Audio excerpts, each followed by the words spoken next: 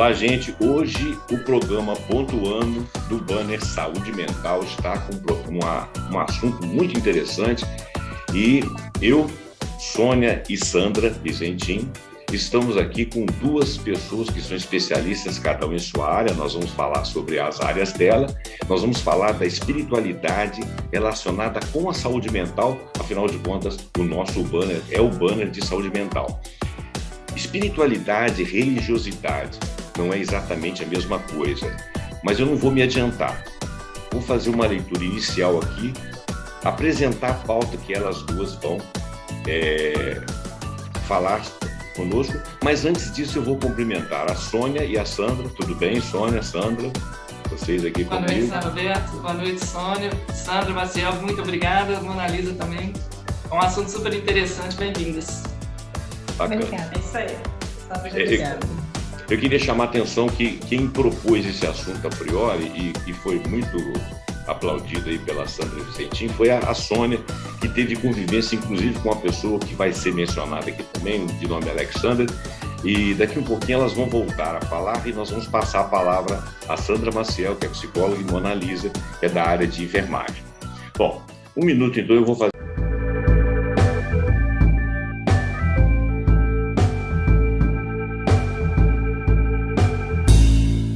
a leitura aqui.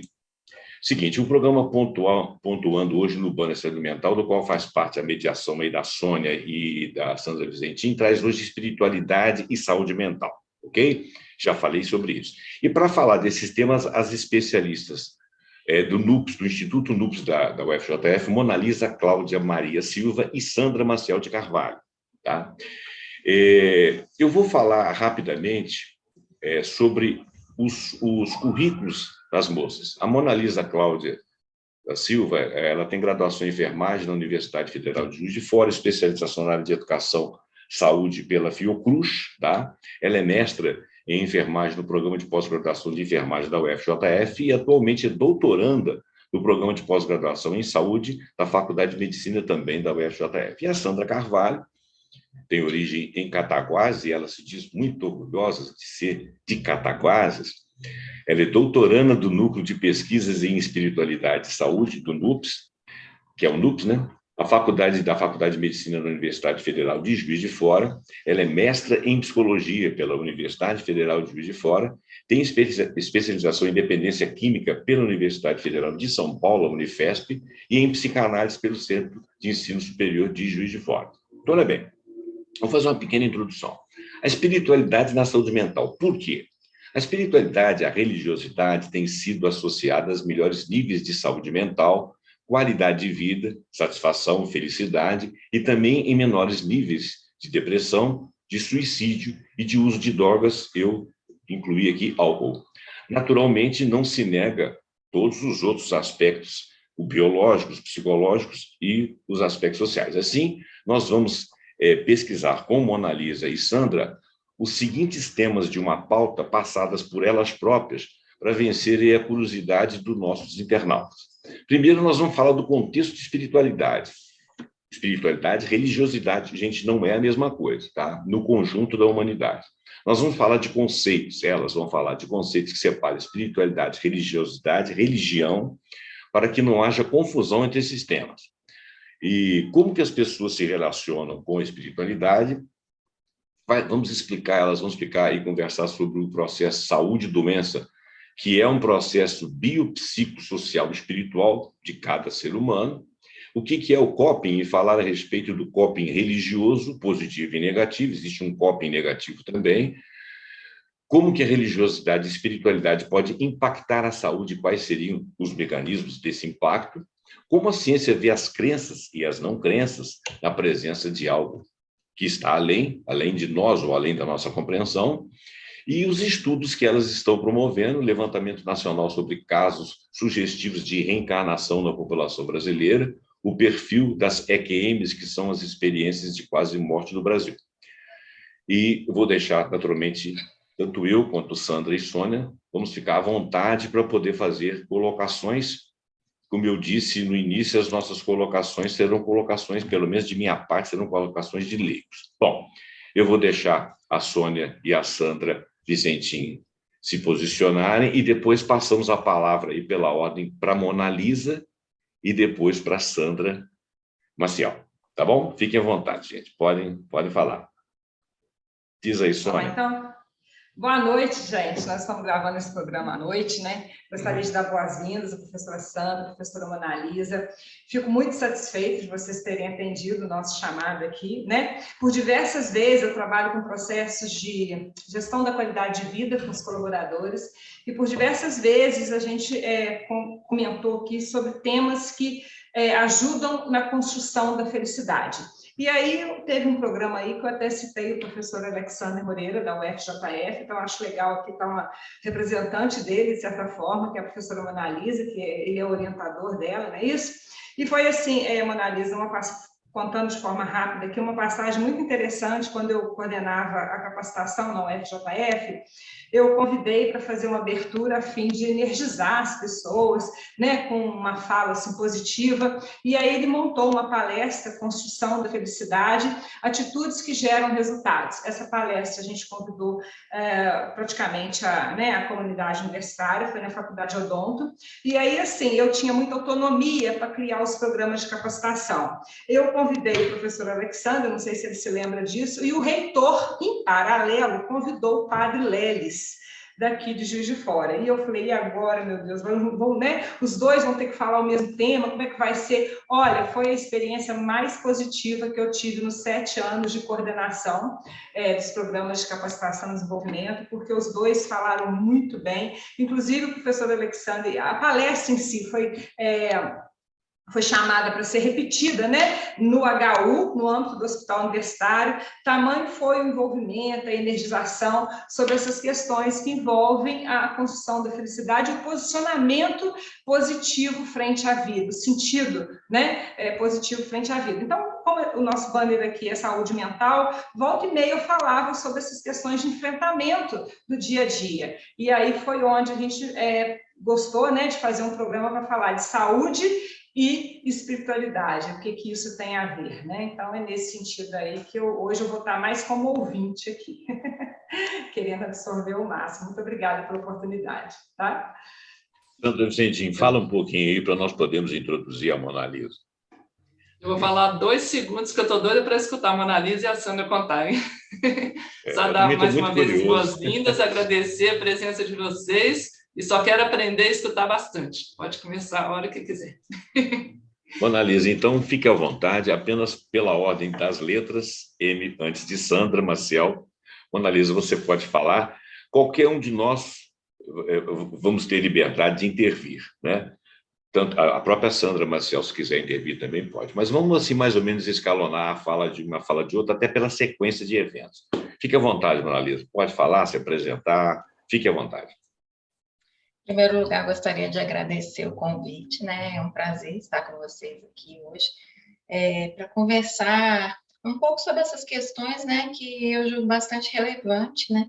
Tanto no contexto cotidiano da vida das pessoas e principalmente se a gente for pensar no contexto que a gente tem vivido atualmente, né? Então, trabalhar um pouco da saúde mental, sendo perpassado pela espiritualidade, eu acho que é muito pertinente no momento. Falando, já que vocês falaram do Alexander, né? Então, eu sou enfermeira, como já me apresentou, e quando eu ingressei no mestrado, para falar um pouquinho de como eu conheci o Alexander, né? Como, na verdade, eu comecei a participar do NUPS, eu comecei no mestrado e fui trabalhar com idosos. E, na época, eu queria saber como que era, eu queria compreender um pouco mais do autocuidado daquele idoso que cuidava de outro idoso em casa. E a gente sabe que, às vezes, quando uma pessoa idosa cuida de outra, muitas vezes, na verdade, o cuidador, em geral, ele acaba que recebe esse trabalho sozinho, né? Ele vai acabar trabalhando praticamente sozinho para cuidar da pessoa. Então, a minha preocupação era essa. Será que como que ele já tendo certa idade, ele cuida de outro idoso, muitas vezes sozinho, no domicílio? E a partir daí eu comecei a coletar os dados e aí surgiu como um tema assim, central do trabalho a questão da espiritualidade. né? A espiritualidade que permeava esse cuidado, que facilitava esse cuidado, né? Que dava força para o cuidador continuar cuidando, a maioria das vezes sozinho, sem nenhum familiar. Eu tinha idosos, às vezes, de 90 anos, que cuidava de outro, e ainda cuidava de um filho, às vezes, com algum tipo de transtorno, e ele falava que era por Deus e seguia a vida. E, a partir daí, eu chamei o Alexandre, convidei o Alexandre para participar da minha banca, aí ele me convidou para o NUPS, então, desde 2015, eu já faço parte do NUPS, que acabou culminando no meu doutorado hoje, né, que eu trabalho com experiência de quase morte. Mais para frente a gente vai falar um pouquinho. Mas, assim, para a gente começar a nossa conversa, eu acho muito pertinente a gente trazer uma contextualização, assim como também trazer alguns conceitos, né, que o José Roberto já começou a falar. Mas, em primeiro lugar, é muito importante a gente destacar que, embora desde o final do século XIX, várias predições sobre o desaparecimento da espiritualidade, né, de que a humanidade estaria cada vez mais abandonando essa questão da religiosidade e espiritualidade, passando por uma visão extremamente materialista, e ressaltando que essa foi uma das grandes previsões, né, acadêmicas feitas em boa parte do século XX, ainda assim, nada disso aconteceu, né? E de acordo com os dados da população que a gente tem de 2015, eles mostram que 84% da população mundial, né, apresenta uma filiação religiosa. A maior parte, ou seja, 1/3 da população, ela se diz cristã, 1/4 muçulmana, e 16% diz não ter religião. Mas desses 16% que declaram não ter religião, a grande maioria ainda possui um tipo de espiritualidade, uma crença em Deus, no transcendente, em espíritos ancestrais, algo do tipo. E um outro dado importante é que as projeções vão mostrando que o número dos sem religião, na verdade, tende a diminuir. Já está acontecendo e há uma probabilidade que exista de forma mais intensa nos próximos anos. No Brasil, que é um país considerado altamente religioso, né, onde mais de 90% da população se diz ter uma filiação religiosa, o censo mostrou ainda que apenas 8% da população se declarou sem religião, o que inclui as categorias sem religião, ateu e agnóstico. E agnóstico seria aquele que declara a religiosidade mal determinada, ou então são múltiplas religiões que ele tem. Observa-se ainda que ateus mesmo gira em torno de 0,3% da população, e os agnósticos menos que 0,1%. Então, nós estamos falando de uma população que é religiosa e que isso impacta, de alguma forma, vai impactar na saúde, né? E é muito importante ainda, porque não há nenhuma outra atividade não obrigatória, social não obrigatória, como um trabalho, um estudo, por exemplo, que tantas pessoas fazem com tanta frequência, né? Que seria a frequência religiosa. Nem ir a uma balada, a um shopping, a um show, nada disso é mais importante em números do que a frequência religiosa. Então, mais uma vez, isso aí nos mostra como que é importante, né, essa questão da religiosidade e espiritualidade, tanto para a população brasileira como para a humanidade em geral. E um outro fato que a gente também, que chama a atenção nesse contexto de religião, é que realmente há uma queda na hegemonia católica, né, que a gente percebe que desde 1910, cerca de 94% dos latino-americanos se consideravam católicos, e apenas em torno de 1% seria protestante, mas a partir da década de 70 a gente vê que isso, e de acordo com o censo brasileiro, a gente vê que isso está mudando, né? E começa a haver um declínio do pessoal católico e um aumento de outras denominações, como espíritas e protestantes. Tá, a partir desse contexto, a gente precisa, e para a gente avançar um pouco, é muito interessante a gente conhecer algumas definições, porque, embora não haja um consenso do que seja espiritualidade, a gente tem conceitos mais amplos, outros mais fechados, a gente utiliza onde nós definimos a espiritualidade como a busca pessoal por questões fundamentais sobre a vida, sobre o significado e sobre a relação com o sagrado ou transcendente, né? E que poderá ou não levar o indivíduo a uma filiação religiosa. Já a religião é aquele sistema organizado de crenças, práticas e símbolos que objetivam a aproximação com o sagrado, né? Com Deus, com o poder superior ou uma realidade última de acordo com a crença individual. E já a religiosidade é quando o indivíduo acredita, segue e pratica uma religião. Ela pode ser organizacional, né, que é realmente aquela participação na igreja, no culto, né, ou não organizacional, que é aquela mais privada, aquela que eu faço mais em casa, onde eu vou rezar, orar, que eu vou ler livros, assistir programas religiosos na televisão. E a partir desses conceitos, como que a maioria das pessoas vai se relacionar, né, com essa questão da espiritualidade, da religiosidade?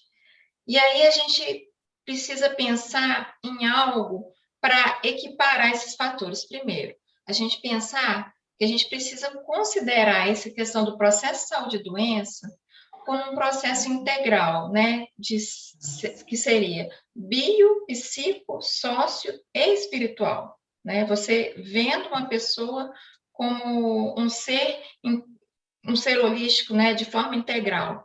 A partir daí, a gente precisa ressaltar algo muito importante, que seria, quando a gente considera essa questão da importância da espiritualidade e religiosidade de uma pessoa, de modo nenhum, porque muitas vezes as pessoas confundem, a gente está negando os aspectos biológicos, psicológicos e sociais, né?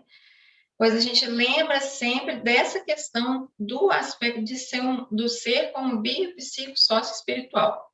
Hoje, como nós estamos falando de espiritualidade e saúde mental, a gente vai pensar um pouco mais e frisar um pouco mais sobre o aspecto espiritual. E aí, para a gente esclarecer melhor como seriam esses fatores, a gente precisa pensar em uma balança, né? A balança com seus dois pratos, e a partir daí considerar que todas as pessoas, elas tanto possuem fatores patogênicos como salutogênicos, independente do aspecto, se é social, se é bio, se é psico, se é espiritual, mas vai ter os fatores. Então, se eu preciso melhorar, principalmente no caso agora, para essa pessoa ter uma boa saúde mental, o que eu preciso fazer? Eu preciso aumentar esses fatores salutogênicos e diminuir os patogênicos para que ela tenha uma melhor saúde mental.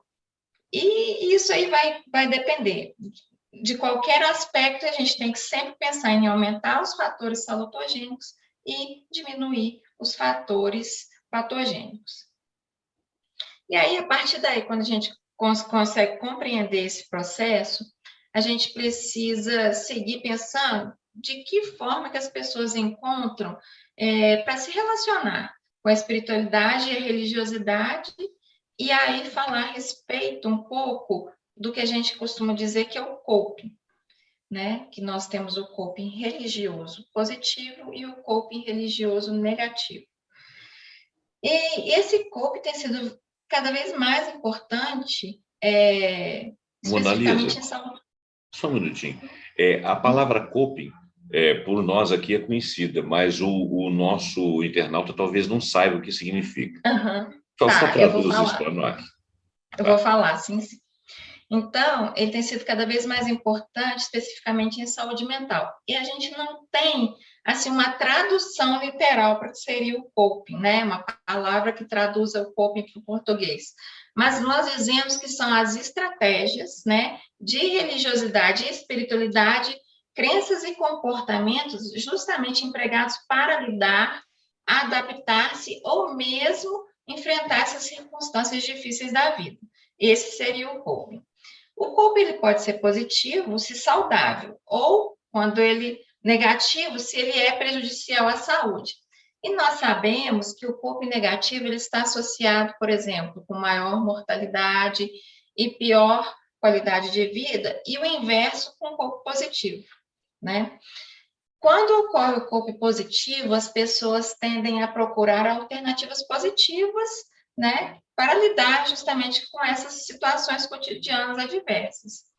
E, felizmente, o corpo negativo, ele acontece de uma forma bem menos frequente que o positivo. Em média, a proporção é de um corpo negativo a cada 3 positivos. E, mesmo assim, nós não podemos deixar de evidenciar que também é muito importante a espiritualidade como um fator negativo, por exemplo, no exemplo de corpo negativo, quando a pessoa passa a ter uma atitude totalmente passiva, né? Pois ela atribui a Deus ou aos espíritos o transcendente, e, portanto, ela não precisa de se mobilizar mais, ela pode ficar ali esperando que tudo vai acontecer, e a gente sabe que não é assim, então isso seria uma forma de corpo negativo, né? Então, ou então de ter Deus como aquele que pune, aquele que castiga, né?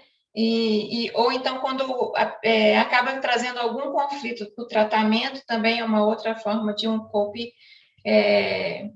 negativo. E eu acho que a gente também precisa falar um pouco. Vocês querem perguntar alguma coisa? Eu acho que, assim, falar um pouco de como que... Já vou passar para a Sandra, mas antes de passar para a Sandra, como que a religiosidade e a espiritualidade ela vai poder impactar a saúde, né? E, em geral, os estudos apontam do Brasil e do mundo que, de um modo geral, na média, as pessoas com maior envolvimento religioso, né, e ou espiritual, eles tendem realmente a ter uma melhor saúde física e mental, né? Os dados mais consistentes são de que o maior envolvimento religioso vai se relacionar tanto com menores níveis de depressão, ou uma recuperação mais rápida também num quadro depressivo, também com menores níveis de tentativa ou cometimento de suicídio, e menores níveis de uso ou abuso de álcool também, e outras drogas. E também uma menor mortalidade geral. E além de melhorar a qualidade de vida, bem-estar, é importante também ressaltar e deixar claro que nós não estamos dizendo que uma pessoa que tem espiritualidade e religiosidade desenvolvida não vai adoecer ou ter problemas, né? Indica apenas que ela vai ter um menor risco de desenvolvê-las, pois essa questão da dimensão religiosa ou espiritual ela vai funcionar como um fator protetor. Seria assim. E quanto aos mecanismos também de religiosidade e espiritualidade que a gente tem falado muito, tem visto muito nos estudos, seria a questão de estilo de vida, né, estimulando um comportamento saudável, tais como uma dieta, diminuição do consumo de substâncias, diminuição da violência, a questão do estímulo ao convívio social, serviços voluntários, sistema de crenças, enquadramento cognitivo no sentido de dar sentido aos problemas e também à doença.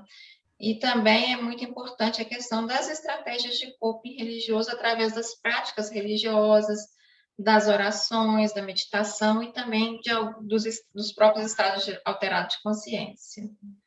Eu acho Mona Lisa, antes de você passar a palavra à Sandra, eu só queria fazer 2 colocações aqui que eu acho que é mais assunto da Sandra. E se a Sandra discordar de mim, ela pode ficar à vontade, porque eu sou leigo. Mas em algumas leituras que eu fiz, eu gostei de ler, assim... É claro que existem N autores, mas um dos autores que eu mais gostei, que tem a ver com muita coisa que eu penso, é o Jung, Carl Gustav Jung. Muito conhecido e tal, é até lugar comum falar do Jung. E ele fala que a questão da espiritualidade, e ele fez um livro que ele pós-mortem, ele fez um livro que só poderia ser publicado pós-mortem. Eu tive a oportunidade de ler esse livro chama Ações e Reflexões, onde ele sai um pouco daquele daquele mecanismo de fala da ciência e dar vazão à forma dele de ver a espiritualidade. Ele fala que a espiritualidade é imanente ao ser humano. E eu tenho para mim, isso é uma opinião minha, que a espiritualidade ela é imanente, ela é tão imanente ao ser humano que se você pegar uma tribo afastada de algum lugar, ela tem a visão do sagrado, ela tem a visão do divino. Um exemplo também que alguns ateus, um deles, o Niemeyer, ele era um ateu convicto, até porque ele era comunista, todo comunista acha que tem que ser ateu por algum motivo, e ele se dizia ateu, e ele falou que invejava os religiosos, porque eles tinham uma segurança em quem confiar, em quem fazer uma oração, e que naquele momento ele não faria oração, ele estava sabendo que ia morrer, mas que ele não tinha isso aí, mas que falaram que ele era muito importante. Ele falou: se eu não sou importante, importante é tudo isso que a gente vislumbra aí. Então ele tinha uma ideia de sagrado, né? E só mais uma colocação: uma vez que conseguiram ensinar linguagem de sinais para alguns macacos, isso é fato comprovado, tá? E perguntaram, uma macaca, o macaco, os gorilas, eles têm uma formação social muito parecida com a nossa, né? São primatas, nós também somos e tal. Então, tem um elo aí de alguma associação e tal, na comunidade deles. E eles enterram seus mortos, eles cuidam dos filhos, eles têm uma educação pregressa, e a filha de uma determinada macaca, ela morreu, e através da linguagem de sinais, perguntaram para ela o que estava acontecendo. Ela falou, a macaca deu a entender, pela linguagem de sinais, que ela estava perdendo a macaca materialmente, mas que ela iria por uma transcendência, tá? Então, eu acho que do espírito humano e do espírito, vamos dizer assim, do próprio animal, existe essa imanência, existe essa coisa que nós temos uma tendência à transcendência, e isso aí são palavras do Jung, tá? Então, uma outra autora aqui também falou que alguns ateus tinham essa sensação do sagrado, da divindade, sem atribuir isso a Deus. Então, isso é para separar a palavra religiosidade da palavra espiritualidade. Mas agora acho que a sequência tem que ser da Sandra. Fica à vontade, Sandra. Gente, boa noite. Obrigada pelo convite, viu? Para a gente vir aqui conversar um pouco, né, no programa de vocês. Muito legal a iniciativa do programa, viu? Parabéns. Obrigado. E você citou Jung. A gente tem um colega no NUPS, o Pedro Rezende. A tese de doutorado dele foi sobre a importância da espiritualidade na teoria junguiana. Uhum. Então, ele traz isso muito claramente, como que espiritualidade era um conceito central para você entender as propostas de Jung, que durante muito tempo ficou apartada, né, das teorias psicológicas, essa questão, assim como aconteceu com William James, né, que é considerado um dos pais da psicanálise, da psicologia, e que muito não ficou esquecido a questão da espiritualidade, dos estudos sobre espiritualidade de James, né? Então, o Pedro, ele defendeu a tese bastante interessante, talvez você tenha interesse em ler.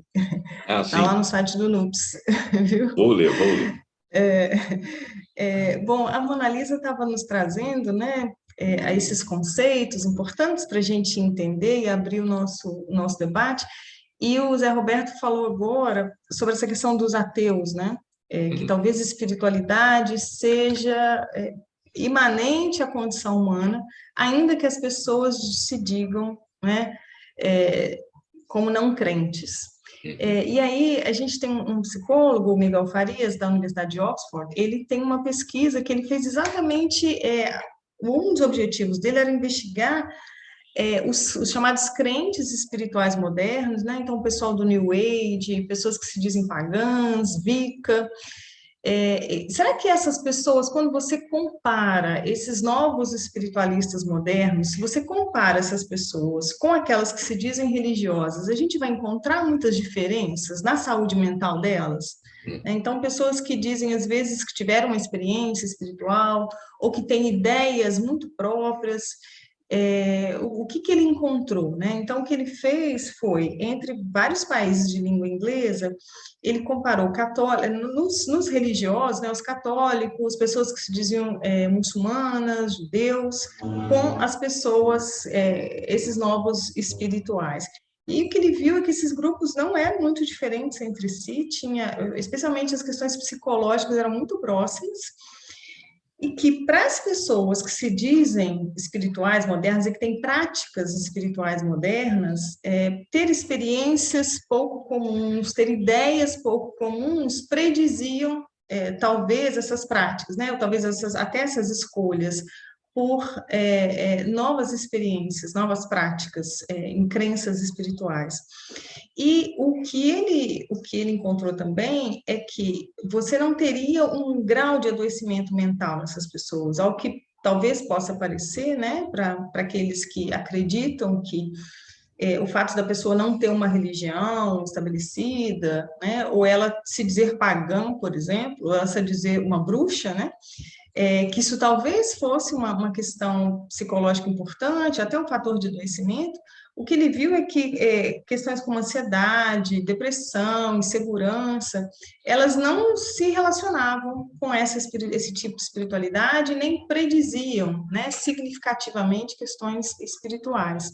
O que ele encontrou, na verdade, foi que essas pessoas que se chamam espirituais, né, esses crentes espirituais modernos, eles tinham uma alta satisfação no suporte social que eles encontravam, e isso predizia o envolvimento deles, esse suporte social, né? Se encontrar satisfeito com esse suporte social, isso predizia esse envolvimento espiritual.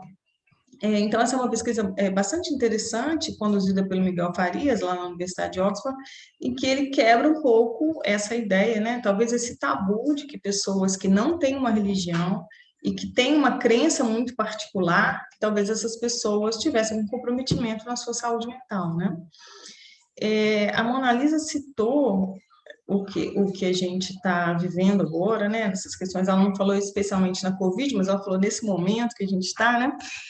A gente tem uma pesquisa também do professor Giancarlo, da UFJF, em que ele fez um grande levantamento nesse momento da situação da Covid no Brasil, né? Então, ele queria saber as possíveis consequências do isolamento social que as pessoas estão vivendo, né, na saúde mental das pessoas, né? Então, ele avaliou como que o uso de religiosidade, espiritualidade durante a pandemia, como é que isso estava sendo feito, e se tinha uma associação entre o isolamento, as consequências, né, do isolamento social e a religiosidade e espiritualidade na saúde mental das pessoas, né? O que eles acharam na pesquisa, alguns dos achados, né, é que as pessoas tinham um alto nível de uso de religiosidade e espiritualidade durante a pandemia.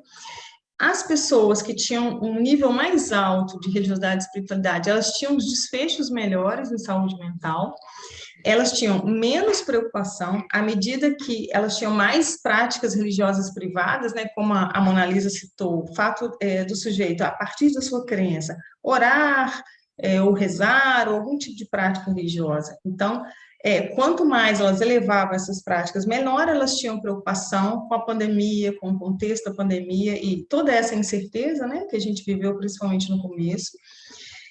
Se elas tinham uma frequência religiosa também, essa preocupação diminuía, elas relatavam um crescimento espiritual e aumento de atividades religiosas. Então, quanto mais elas faziam isso, menos preocupadas elas ficavam com essa questão da Covid.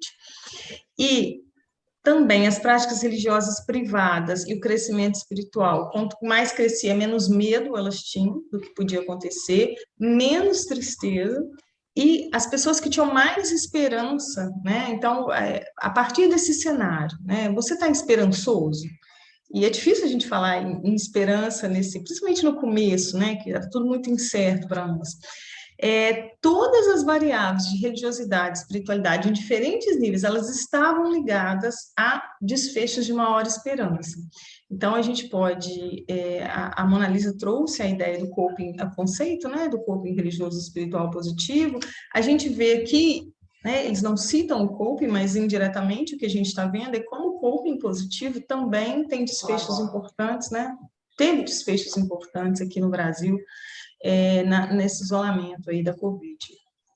E quando a gente fala em saúde mental, eu trabalho com pessoas que têm transtorno mental severo e persistente.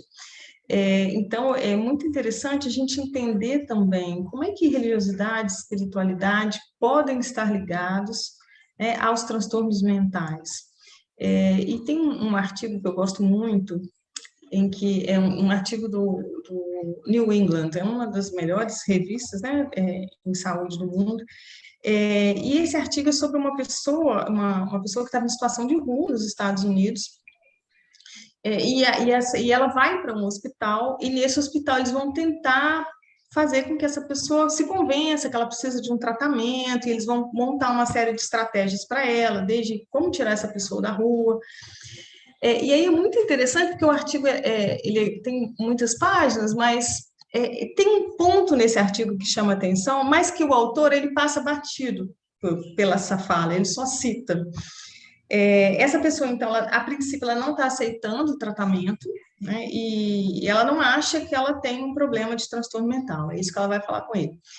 E o médico dá um diagnóstico para ela de transtorno mental, de esquizofrenia, e aí ela vai argumentar com o médico de uma forma muito interessante. Ela diz para ele que ela está lendo um livro de uma autora americana, uma atriz também, e aí que nesse livro tem essa situação, e ela coloca para ele assim, olha, por que quando a gente fala com Deus, as pessoas falam que a gente está rezando? E quando Deus fala com a gente, as pessoas dizem que a gente está esquizofrênico. Isso é sensacional, né? Porque é uma lógica, né? É uma lógica perfeita, não é? E a psicose, ela tem muito disso, né? Essa sofisticação, eu acho que é uma sofisticação do pensamento, sabe? Eu acho que eu penso muito sobre o pensamento psicótico a partir desse tempo. E assim, por que não pode? Né? Então, todo mundo fala com Deus, mas Deus não pode responder ninguém, né? Então, o que essa mulher está questionando é a espiritualidade, né? Ela está questionando a espiritualidade das pessoas, né?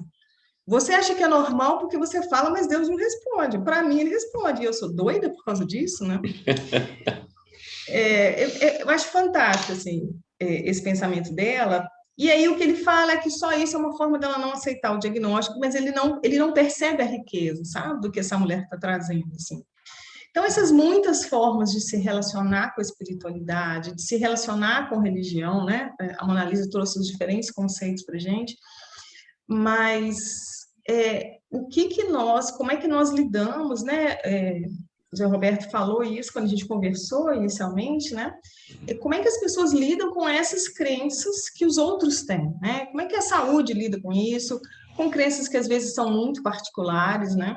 Com questões como dessa moça, né? Como é que a gente lida com isso? Ela está errada de dizer isso, será? Né? Essa argumentação dela, uma argumentação muito interessante para a gente pensar a espiritualidade, essa relação com o transcendente. Será que tudo é patológico? Porque a pessoa tem um diagnóstico de saúde mental, ela não pode ter uma vivência espiritual saudável, um coping religioso positivo, por exemplo, né? Então, eu vou patologizar todas as experiências espirituais que as pessoas, às vezes, me relatam, que podem ser pouco comuns, como a gente viu no artigo do Miguel Farias, né? São ideias, às vezes, muito inusuais, como experiências inusuais, mas necessariamente isso é patológico. E aí a gente tem o Koenig, que é uma grande referência, né? É um autor de grande referência em religiosidade e espiritualidade. Ele tem um artigo que é sobre religião, espiritualidade e transtornos psicóticos, né? Então, ele queria entender como é que o papel da filiação religiosa pode estar ligado às decisões de saúde das pessoas. E aí ele foi pesquisar pessoas católicas, evangélicas, espiritualistas, pessoas que se diziam não religiosas e outras denominações. E aí, o que ele encontrou? Primeiro, uma frequência de delírios religiosos em pessoas que têm doença mental grave persistente. Ou seja, mesmo o sujeito delirando, muitas pessoas trazem um conteúdo religioso espiritual. E que a gente não pode não ouvir isso. Né? Eu vejo muito isso na prática. Às vezes as pessoas trazem diferentes delírios, diferentes alucinações, mas se tem um conteúdo religioso espiritual, o profissional já não sabe o que fazer com aquilo. Perde uma escuta mais refinada desse sujeito e muitas vezes ele simplesmente patologiza isso, ou ele nem quer escutar sobre isso. Ou às vezes ele desdenha desse delírio como se ele fosse, se a gente pudesse fazer uma gradação, né? ele é o delírio mais caricaturado desse sujeito, né? Quando ele delira acerca de outras, tudo bem, porque isso está na literatura, isso é esperado. Agora, quando ele começa a falar de Deus, né? Quando Deus fala com ele, quando ele acha, muitas vezes, eu já escutei isso, né? Que, eu vou pregar, eu sou um pastor, eu vou curar pessoas. Por que isso é menos importante? Ou por que necessariamente isso é patológico, né? Então, ele encontrou essa alta frequência de delírios religiosos associada com pessoas que tinham uma doença mental grave, né? E que nem todas as experiências religiosas das pessoas são experiências psicóticas. Então, isso é muito importante, né? E que essas experiências que as pessoas relatam, elas podem ter um efeito positivo no curso da doença mental delas. Então, ignorar isso talvez seja não ajudar esse paciente no curso da sua doença e em busca de respostas, né, que ele traz. E aí ele termina dizendo assim, olha, aquelas pessoas que trabalham com doentes mentais graves, né, eles têm que decidir. Ou eles vão, a partir dessa escuta, né, entendendo que tem os efeitos positivos e negativos, né, eu vou tratar essas crenças e vou desencorajar experiências religiosas das pessoas, né, se elas forem realmente de um conteúdo que vai adoecer, se for, por exemplo, um coping religioso negativo, né, eu vejo Deus e Deus me castiga todo dia, Deus está na minha porta esperando para me castigar, Deus disse que vai me mandar para o inferno, né? São exemplos que eu estou criando aqui agora do que seria um pouco religioso negativo numa pessoa com um pensamento psicótico. Ou a gente vai, né, o Koenig diz, ou esse clínico vai decidir apoiar essas experiências, apoiar essas crenças e levar isso em consideração no tratamento como uma forma positiva do sujeito lidar com a sua saúde mental. E para a gente entender um pouco, né, eu falei de experiências espirituais aqui, e as nossas duas pesquisas são sobre experiências espirituais. Posso só te interromper um pouquinho? Oi, sim, claro. Só trazendo do Koenig também, assim, sim. Principalmente quando a gente fala da abordagem do profissional de saúde, o Koenig tem um livro, assim, que já é de 2005, depois teve outras edições, que é justamente para essa abordagem do profissional, né, que é como... por que, como e onde incluir, né, a questão da espiritualidade, e aí, assim, permeando muito o que a Sandra falou, ele coloca muito claro, assim, por que você incluir a dimensão espiritual na prática clínica, né, dos profissionais de saúde? E aí ele mesmo responde, a maioria das pessoas, elas são espiritualizadas ou religiosas e consideram esse assunto muito importante. Os estudos demonstram que tem impacto positivo quando você aborda, e os pacientes querem que esse tema seja abordado pelo profissional de saúde que lhe assiste. E quando a gente aborda, há bons resultados. Então, o que a gente percebe é que o simples fato, às vezes, de se abordar o assunto de forma aberta, né, de uma forma sem crítica, sem julgamento, você, além de criar um elo já com o paciente, através dessa escuta genuína, a gente acaba que já promove um bem-estar. Então, eu acho que o Koenig é muito bom, e ele traz esse livro, e é um livro muito tranquilo de ler, muito simples, de uma abordagem, de uma linguagem bem clara, bem fácil, então vale a pena. Você podia falar o título do livro? Se você quiser depois, eu também posso te passar, e aí você coloca... No vídeo. Tá. Uhum. A Sandra Vicentim quer falar, e ela está toda tímida ali. Fala aí, É só, às vezes, uma abordagem dentro do material que eu estudei, né, de vocês, do Alexandre e tudo. E eu vejo, assim, às vezes, antigamente, pelo trabalho, também eu sou professora, né, fui professora, mentora e tudo mais, e às vezes aquele tabu antigamente que existia de você não falar sobre religião com a pessoa, ou seja, seu aluno, ou cliente, ou paciente, porque, nossa, eu não vou falar sobre isso, porque ele é de uma religião diferente da minha e eu não conheço sobre a religião dele, então, para não pisar em ovos, eu prefiro não falar. E, às vezes, você perde uma deixa importante de conexão com essa pessoa, que é seu cliente, aluno, paciente, para poder levantar, né, o astral, a energia dessa pessoa naquele momento que ela está se dedicando, como a Sandra está falando, né? Então, se a pessoa deixa essa fala importante sobre espiritualidade, sobre religião, eu acredito que tem, sim, que aproveitar o gancho e abrir a nossa mente, né, enquanto profissionais, né, de saúde e tudo, para a gente poder ajudar essas pessoas nesse processo de saúde mental, né?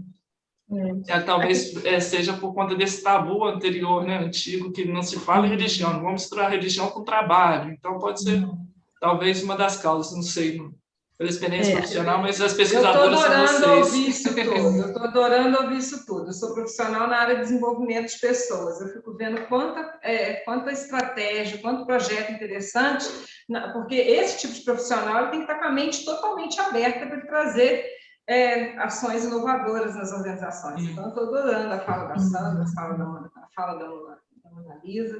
Muito interessante mesmo. Sandra, Marcelo, eu posso fazer só uma colocação antes de você continuar? Claro. Havia isso também é um fato, havia eu vou chamar de doido, havia um doido dentro de um manicômio, e ele se dizia uma personalidade lá, que eu vou falar que é o Napoleão, mas não era o Napoleão. O Napoleão é lugar comum, né? Então, perguntavam para ele se ele era Napoleão, ele falava que era. Aí eu dizia para ele, não, você não é Napoleão, tal. Aí pressionaram ele. Ele já chegou a um ponto em que um dia colocaram um detector de mentira nele e perguntaram para ele assim, você é Napoleão? Ele disse que não era. E apareceu que ele estava mentindo.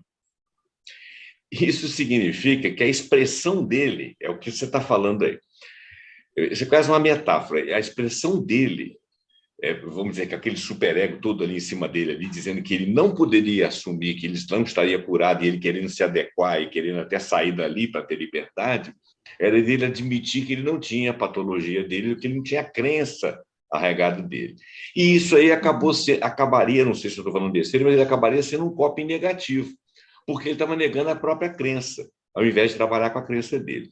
E um segundo fator que eu queria levantar aqui, agora como espírita, os espíritas defendem que as pessoas que têm problemas mentais, você usou um termo aí que eu não estou lembrando aqui agora, transtornos mentais, que essas pessoas, em geral, elas têm o que eles chamam de mediunidade aberta. Então, eles podem sofrer das interferências. Então, em alguns momentos, eles estão realmente numa conexão que não é pura e simplesmente mental, e em alguns momentos eles estão sob delírio, mas que não existe uma forma de nós regularizarmos isso. E você está falando aí que trabalhar com essa dimensão desse indivíduo é mantê-lo, vamos dizer assim, saudável, respeitado, presente, e não simplesmente negado todas as manifestações dele, se é que eu entendi. Mas segue aí. Sim, é um pouco do que a Sandra também estava falando, né? É uma dimensão humana. Então, por que nós vamos negar uma das dimensões humanas, principalmente no tratamento, né, de saúde? A gente tem, Sandra, uma colega também no NUPS, que é a Pedrita Vargas. Ela fez uma pesquisa com psicólogos brasileiros. Como é que os psicólogos brasileiros entendiam, né, se eles tinham religiosidade, espiritualidade, e se eles abordavam ou não isso com seus pacientes, por exemplo. E aí, uns achados dela é que sim, existe um nível de religiosidade e espiritualidade abaixo da população brasileira, mas ainda um nível importante entre os psicólogos, mas que eles não abordam, assim como os psiquiatras também, é um artigo que diz isso, não abordam aspectos religiosos e espirituais ainda, porque ficam com medo de alguma infração ética, porque não se sentem qualificados, não foram suficientemente treinados, não tiveram isso na sua graduação, mesmo os pacientes querendo que isso seja abordado. Então, o que mais acontece é, se o paciente traz esse aspecto, aí tudo bem, eu converso com ele sobre isso, mas sempre com esse receio, né? Então, o que a gente vê é que falta realmente treinamento para os profissionais de saúde para abordar questões religiosas e espirituais, respeitando, né, como você disse, a dimensão do outro, que o outro quer trazer, sem infringir eticamente, lógico, esse processo, né?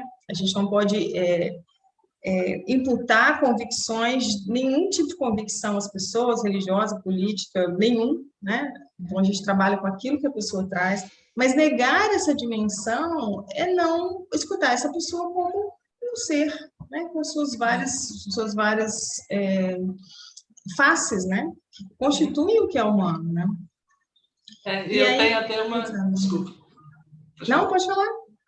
Eu tenho até experiência, assim, porque eu trabalhei muitos anos com a deficiência mental e também tinha algumas pessoas com transtornos, né, mentais e tudo.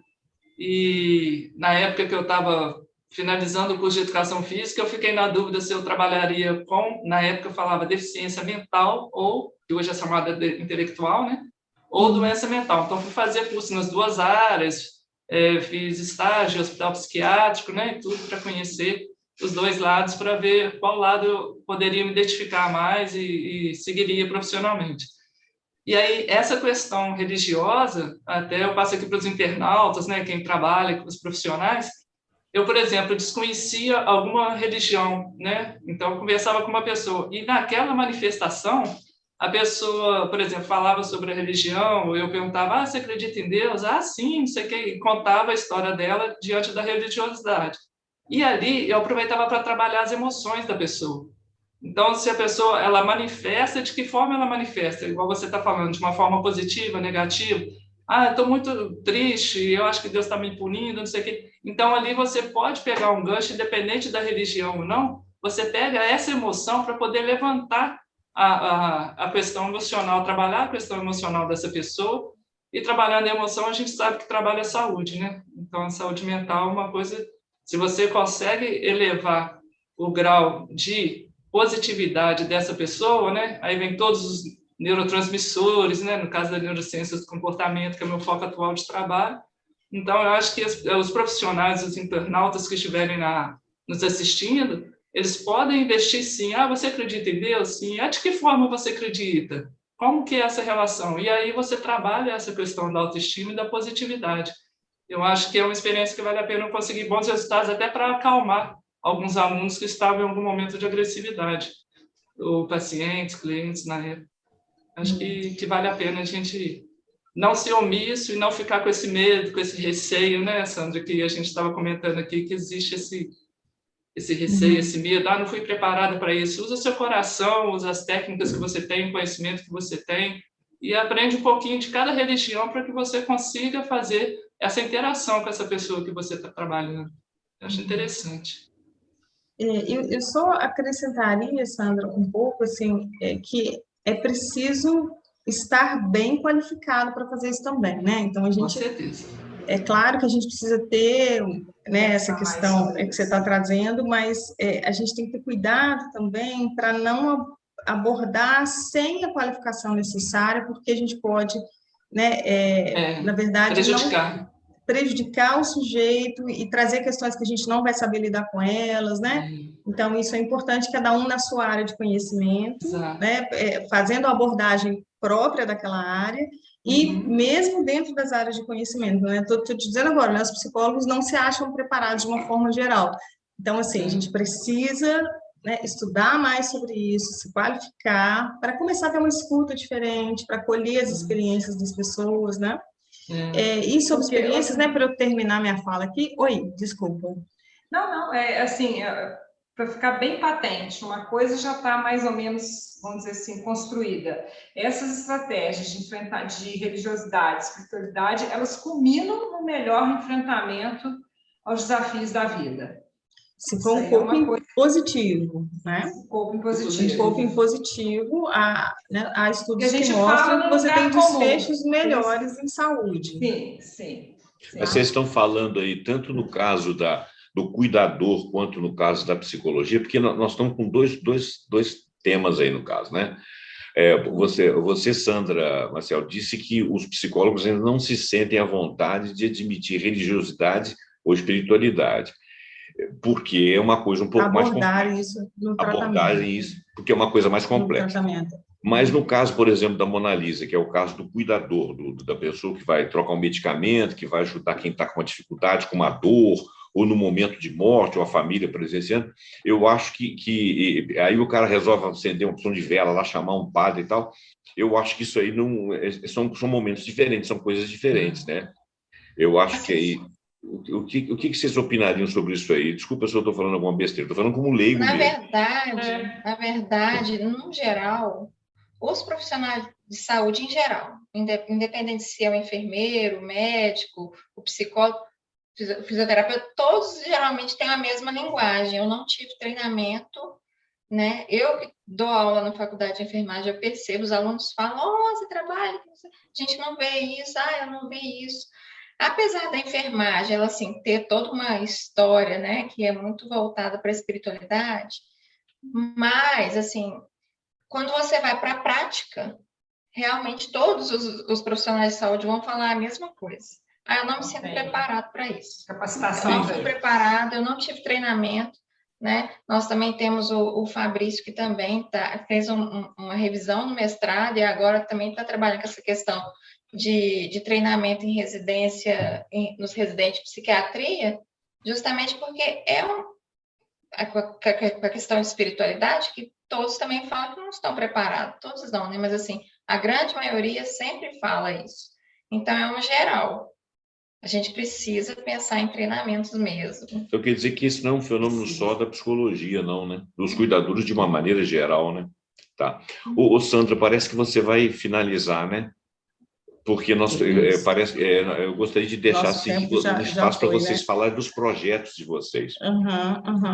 Então, só para fechar a questão da experiência espiritual, né, que eu estava falando das pessoas que têm transtorno mental, existem diretrizes para avaliar, né, o que pode ser uma experiência espiritual, uma experiência psicótica ou dissociativa, se isso é patológico ou não, se isso pode acontecer na vida das pessoas de um modo geral, né? Então, o que a gente espera para entender o que a gente chama de experiência espiritual ou experiência anômala, né? Não é que todos esses fatores estejam juntos, mas quanto mais fatores você tem presente, mais caracterizado está uma experiência espiritual e não necessariamente uma experiência patológica, né? Então, esse indivíduo ele não vai trazer para você um sofrimento psicológico, né? Aquela experiência que ele está te relatando não traz um sofrimento para ele. Ele não se sente incapacitado para trabalhar, para fazer outras coisas por causa dessa experiência, ela não prejudica o indivíduo, né? Elas tendem a ter uma duração mais curta, delimitada, ele não vai, por exemplo, ele está trabalhando e aquela experiência se apresenta para ele, né? Ela não é invasiva na vida dele, na vida cotidiana. Ele tem um discernimento sobre o que ele está experimentando, né? Bom, estou vendo que isso aqui é diferente do que eu já vivi ou do que as pessoas normalmente relatam, né? Isso tem uma natureza diferente, uma natureza incomum, isso que eu estou vivendo, e que talvez as outras pessoas não entendam isso que eu estou vivendo.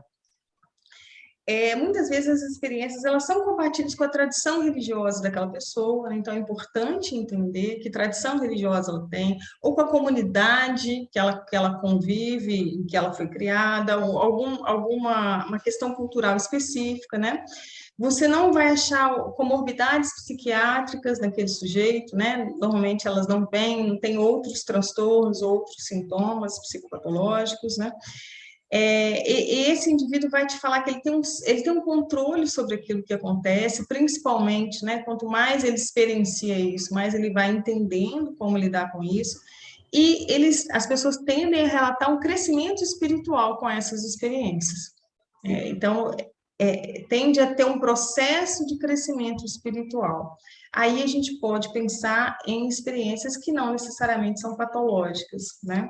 Que são experiências que muitas pessoas vivem, as experiências espirituais, e que muitas vezes elas não relatam, exatamente com medo de serem criticadas, com medo de não serem entendidas, porque elas percebem que aquilo é muito único, é muito diferente de tudo que ela já ouviu, né? Então, acho que aí a gente passa para vocês, se vocês quiserem fazer alguma colocação, alguma pergunta, e depois a gente fala rapidamente sobre as pesquisas. Tá. Bom, a Sônia e a Sandra podem ficar à vontade para fazer alguma colocação, alguma pergunta, e logo depois a gente já está caminhando para o final do programa, porque ele já está ficando um pouco extenso. Aí eu peço, Mona Lisa e Sandra, que vocês falem de seus projetos e eu faço a finalização. Fique à vontade aí, Sônia e Sandra, para fazer alguma colocação, alguma pergunta. Hoje eu estou de ouvinte mesmo. Só uma experiência que eu vivenciei, Mona Lisa e Sandra, só para saber se é uma vivência realmente de EQM ou não. Se alguém, né, algum internauta vivenciou parecido e tal, para poder saber, né, se identificar e tudo, e quem sabe participar da sua pesquisa também, né, Mona Lisa? Eu tive com 23 aninhos, eu tive uma experiência de sair do corpo, que foi uma isquemia, que me paralisou, fez uma hemiparesia do lado esquerdo total, e eu tive a experiência, eu senti meu corpo todo dormente, fui para o meu quarto, estava chegando em casa, aí eu sentei na minha cama, e nesse momento eu saí do corpo e fiquei do alto do teto do quarto observando meus pais olhando para mim, assustados, eu assentada de costas. Para mim foi super divertido, não achei nada ruim, nada desagradável. E meus pais relataram que enquanto, eu imagino que seja, né, enquanto eu estava fora do meu corpo, observando a cena dos meus pais desesperados, tentando entender o que estava acontecendo, eles relataram que os meus olhos giravam rápido e saíam lágrimas intensas. E a hora que eu voltei, digamos assim, né, para o meu corpo, que eu comecei a me perceber, saí do teto do quarto e comecei a me perceber de novo, eu não senti lágrimas nos olhos. E eu continuava com o corpo com uma hemiparesia, o corpo todo dormente, partido ao meio. Isso é uma experiência de EQM, Sandra, Mona Lisa, pelas pesquisas que vocês têm, sabe me dizer alguma coisa semelhante assim? Se é próximo a isso? Eu acho que eu já até falo um pouquinho do estudo e eu acho que já continuo, que a gente já para encerrando, né? Uhum. Então, o nosso estudo, até onde sabemos, é um estudo pioneiro no Brasil, que está sendo coordenado pelo professor Alexander, né, Moreira Almeida, e nós estamos em parceria com o professor Bruce Grace, da Universidade de Virgínia, que é um dos maiores estudiosos que a gente tem sobre experiências de quase morte, e a gente está fazendo um levantamento nacional dos casos de EQM, com o objetivo justamente de traçar, né, um perfil dessas experiências vivenciadas no Brasil, e aí analisar a fenomenologia, as situações precipitantes, né, quando elas ocorrem, as características, o impacto que isso tem na pessoa que passa pela experiência, e também avaliar a presença ou não de características culturais específicas, né? Nós já estamos com mais de 300 casos coletados, mas nós continuamos coletando dados, né, para a gente obter um banco de dados mais consistentes. E devido a essa questão do contexto pandêmico, né, por volta da Covid-19, com a questão do agravamento do quadro dos pacientes, a gente provavelmente imagina que tem aumentado o número de casos, né, da incidência de EQM, principalmente porque a gente já está recebendo relatos de pessoas que passaram pela experiência em contexto de Covid. E aí a gente convida, né, a participar todos aqueles que acreditam ter passado, talvez você, Sandra, pela experiência, independente do teor, né, porque a gente sabe que nós temos EQMs que podem ser prazerosas, né, positivos, e também aquelas negativas, aterrorizantes, desde que as pessoas sejam brasileiras, que residam no Brasil e que tenham maior de 18 anos. E a nossa pesquisa é uma pesquisa online. Nós temos um Insta também, que chama EQM no Brasil, tudo junto, para quem quiser ter mais informações. A gente sempre dá dica de livros, a gente passa muitos artigos, a gente tem lives justamente com outras pessoas que passam, a gente tem feito, um Insta novo, mas a gente está tentando trabalhar muito justamente para levar um pouco de conhecimento, não só para a população acadêmica, mas também para a população em geral. Ou também pode acessar o formulário dentro do site do NUPS, né, que é nups.fjf.br. Então, Sandra, eu te convido a participar da nossa pesquisa. Eu aceito. A gente tem, assim, uma escala que é usada, que é padrão mundial. A partir dessa escala e de muitas outras, né, questões, a gente estaria realmente analisando. O que você traz para a gente condiz, sim, com EQM. Você estava num momento de risco de vida, né? Porque se a gente for trazer o conceito de EQM, a gente considera uma EQM aquelas experiências incomuns, né? Que geralmente vívidas e realistas, a pessoa geralmente ela lembra ao longo do tempo. Muitas delas falam que às vezes tem 20 anos, 30 anos que aconteceu, 15 anos, mas ela traz aquela riqueza de detalhes do mesmo jeito, o que ela sentiu, o que ela viveu, né, de uma forma muito clara.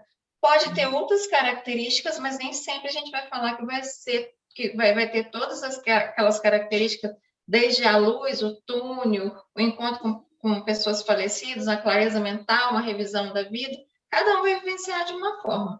Mas para a gente falar assim, é uma EQM, seria interessante você responder para a gente poder realmente estar fazendo essa análise. Mas é um caso interessante. Obrigada. Então, só para repetir, para a gente pegar para as pessoas também, o fjf.br / É nups.ufjf.br. NUPS, né? NUPS. Núcleo de Pesquisas em Especialidade de Saúde, né? Uhum. Só para o nosso internauta ficar ciente aí. O Sandra Maciel. Se você quiser, para colocar no link no link do vídeo, tá? Eu vou querer sim. Inclusive, aquela informação daquele livro que você falou, você passa o link para mim. Vamos passar a palavra à Sandra Maciel aí para ela falar das pesquisas que ela participa também. Então, estamos realizando também, sob orientação do professor Alexander e com a colaboração da Universidade da Virgínia, um levantamento de pessoas que acreditam ter memórias de vidas passadas. Então, também é um formulário online, que também está no site do NUPS, e aí para todas as idades, tem um link para crianças, para adolescentes e para adultos. A pessoa vai relatar a experiência, né, com o máximo de informações que ela puder trazer, do que ela acredita ser uma memória de uma vida passada, vai preencher os questionários sobre o sociodemográfico, questionário específico sobre as memórias, e algumas escalas que a gente está usando para conhecer, né, níveis de religiosidade e espiritualidade das pessoas, de saúde, e aí a gente vai fazer esse primeiro levantamento mundial, então, sobre pessoas que acreditam ter uma memória de uma suposta vida passada. Também convido vocês a participarem, está lá no site do NUPS, no endereço que a Monalisa passou para a gente. Tá. Ô, Sandra, isso vai fugir um pouquinho do que nós estamos falando aqui, nós estamos falando de saúde mental, e vocês estão falando de experiências de EQM, né? E da qual a Sandra Vicentim, de repente, pode participar aí com o depoimento dela. Agora, existe aquele que eles chamam de terapia, você é psicóloga, né? Psicólogo e psicanalista. Existe aquele negócio que chama terapias de vidas passadas. Eu andei lendo qualquer coisa, tem um tal de Weiss, que é o mais conhecido na área aí, mas tem um outro aí que questiona um pouco, e o Weiss, num dos livros dele, ele diz o seguinte: eu não questiono se o conteúdo trazido pretensamente como de uma vida passada, eu não questiono se aquele conteúdo é verdadeiro. Entra um pouco nesse negócio do coping aí, né, a ideia, né? Porque eu não questiono se aquilo ali é uma realidade para ele, dentro do que ele chama de espírito dele. Então, ele fica cheio de dedos para dizer que aquilo ali pode ser uma verdade ou não, porque ele não quer sair vamos dizer assim, do corpo da ciência, né? E ele fala que não questiona aqueles conteúdos, mas que se aquilo ali serve para fazer uma ancoragem para a melhora do paciente, que ele aceita e ele não discute. Inclusive, ele fala que ele não necessariamente crê na reencarnação ou deixa de crer, ele simplesmente aceita aquele conteúdo. Fala um pouquinho disso aí, se você tem noção. Algumas pessoas falam de terapias de vida passada, e hoje em dia parou-se um pouco de falar disso, não sei se isso ainda está em voga, está vigorando. Então, esse pensamento do Brian Weiss é um pensamento do qual a gente também comunga no NUPS. O importante para nós é a experiência que essa pessoa está relatando. Porque a gente parte do princípio que é uma experiência subjetiva, então ela é uma experiência legítima. Eu não posso dizer para você que uma experiência que você me relata é verdadeira ou não, ela é boa ou ruim, não é um juízo de valor, não é nada disso. É o que essa experiência significa para você, então eu vou acolher a sua experiência como uma experiência importante, legítima, que precisa ser acolhida, e a gente quer conhecer agora se essa experiência é compartilhada por muitas pessoas no Brasil. O que se sabe até então é que a Universidade da Virgínia ela tem mais de 2.500 casos catalogados de crianças que relatam memórias de supostas vidas passadas. Então, eles começaram na década de 60, né, já tem bastante tempo esse trabalho que eles desenvolvem lá. E sobre aconteceu ou não aconteceu, né? Nós também não buscamos comprovar se é a reencarnação ou não, isso não é o nosso objetivo, mas nós temos duas vertentes na nossa pesquisa. Eu trabalho só com adultos, então o meu foco é a saúde, e o Lucan, que é um psicólogo também, ele trabalha com crianças e adolescentes. E a pesquisa do Lucan, ela tem um segundo momento, além de coletar todos esses dados, ele vai a campo para buscar por evidências da existência de uma suposta personalidade anterior que tenha uma história de vida que possa bater com o que aquela criança está trazendo. Então, você tem relatos, né, o que a literatura nos diz, é que as crianças começam por volta de entre 2 e 4 anos, em média, a falar dessas supostas vidas passadas. E a Universidade da Virgínia e outros pesquisadores, a Universidade da Islândia também tinha um psicólogo que pesquisava, alguns casos eles conseguiram encontrar uma personalidade anterior cuja história bate com o que a criança está trazendo. Então, a gente chama isso de caso resolvido. Caso resolvido é aquele em que você encontrou uma história que bate com o que uma criança está dizendo para você. Às vezes 2 a 4 anos, mas tem relatos de crianças de 8 meses. Quando começam a falar, começam a trazer esse tipo de alegada memória, né? Elas alegam essas memórias. E que se encontrou documentos, autópsia, fotos, testemunhos de primeira mão que conviveram com aquela personalidade, que às vezes essas crianças trazem marcas de nascença ou deficiências congênitas compatíveis com o tipo de morte que ela alega ter tido. Então, a gente está querendo conhecer como é que isso se dá no Brasil. Isso aí. Eu fico fascinada de ouvir. Eu adoro. E isso é ciência, né, gente? Sim. As pessoas gostam de jogar isso para experiências místicas e algumas pessoas mitificam isso, mas isso são experiências. Gente, eu estou gostando demais, entendeu? Vocês duas são muito capacitadas. Queria eu ser mais capacitado para conversar mais com vocês. Mas eu estou adorando aqui. Eu tenho uma opinião pessoal minha que não vem ao caso, mas como eu sou leigo, eu vou falá-la. Eu acho que o ser humano, ele, querendo ou não, ele se percebe um ser em 2 mundos. Eu não sei se as teorias espiritualistas e espíritas e místicas que tem no mundo, elas são todas elas bem traduzidas, adequadas e realistas, mas existe um princípio que eu posso dizer, e até quem falou isso corrobora isso, é o Jung. Eu acho que é imanente do ser humano ele ser um ser dual, né? E tem caminhando para o fim, né, tem uma fala de uma autora que vocês devem conhecer, Ana Cláudia Quintana, que é uma médica, cuidadora, mexe com cuidados paliativos, vocês devem conhecê-la. E no tópico do livro dela, num dos livros dela, no tópico do livro dela, que ela fala de espiritualidade, ela fala que, em alguns momentos, a religião chega a ser uma comorbidade, pela maneira como uma pessoa sã vê a religião. Mas que, em muitos momentos, a religião é salvadora.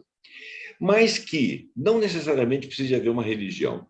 Que alguns ateus são ótimas pessoas e chegam ao momento da morte numa paz incrível, e eu digo, ela não diz, mas eu digo, eles estão dotados de uma espiritualidade que é imanente deles, mas que eles não dão conta dela, eles não sabem dela, mas é ela que está governando eles naqueles momentos finais, dada a confiança, a segurança e a tranquilidade com que eles passam por aqueles momentos muito difíceis, momentos que eles passam de forma melhor que alguns que são muito religiosos. Então, eu acho que o tema aqui é muito importante a gente falar, assim, quase que inaugurando a época da visualização da espiritualidade. Eu acho que espiritualidade no homem é uma coisa verdadeira. Como que nós vamos chegar a isso aí, a essa conclusão? Que ciência que nós vamos buscar para concluir isso aí, nós não sabemos ainda.